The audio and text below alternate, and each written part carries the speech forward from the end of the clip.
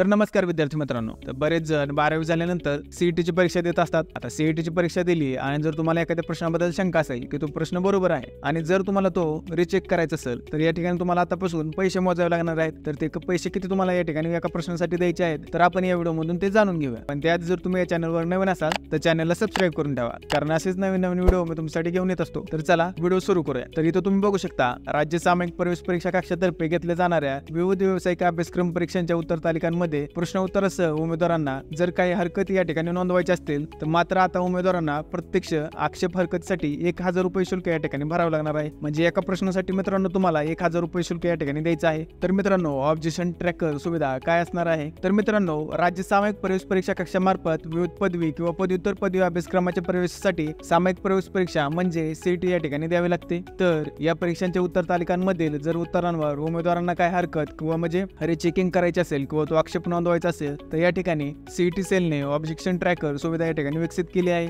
तसेच आक्षेप नोंदवण्यासाठीचे वेळापत्रक संकेतस्थळावर जाहीर देखील या ठिकाणी करण्यात आलेलं आहे। तसेच ऑब्जेक्शन ट्रॅकरद्वारे उमेदवारांनी नोंदवलेल्या आक्षेपांची प्रगती या ठिकाणी तपासता येते। तसेच उमेदवारांना 27 ते 3 एप्रिल या कालावधीत शुल्क भरून प्रश्न उत्तरांसंदर्भात आक्षेप या ठिकाणी नोंदवता येतो। तसेच तिथे तुम्ही खाली बघू शकता, एकापेक्षा जास्त घेण्यात आलेल्या परीक्षांचा निकाल समान गुणांनुसार जाहीर केला जाणार आहे। म्हणजे उमेदवाराला मिळालेले गुण हे समान गुणांपेक्षा वेगळे असू शकतात। म्हणजे गुणांमध्ये सुद्धा तुम्हाला या ठिकाणी काय फॉल्ट किंवा काही जर जाणवत असेल तर तुम्ही या ठिकाणी हरकती नोंदवू शकता। तसेच नोंदणीवेळी वापरलेल्या ईमेलद्वारेच या ठिकाणी तुम्हाला आक्षेप हरकती नोंदवता येणार आहेत, असं देखील या ठिकाणी सीईटी सेलने स्पष्ट केलेलं आहे। आणि जर तुम्हाला त्याबद्दल अधिक माहिती हवी असेल तर तुम्ही cetcell.mahaceet.org या संकेतस्थळावर जाऊन या ठिकाणी त्याची अधिक माहिती या ठिकाणी घेऊ शकता। तर अशा पद्धतीची ही नोटीस होती मित्रांनो। तर तुमच्या 12वी नंतर जे सीईटी करणार आहेत त्या मित्रांपर्यंत ही माहिती पोहोचवा। आणि जर तुम्हाला हा व्हिडिओ आवडला असेल तर व्हिडिओला लाईक करा, जर काही शंका असतील तर कमेंट करा, आणि जर तुम्ही या चॅनलवर नवीन असाल तर चॅनलला सबस्क्राइब करून ठेवा। धन्यवाद। जय हिंद, जय महाराष्ट्र।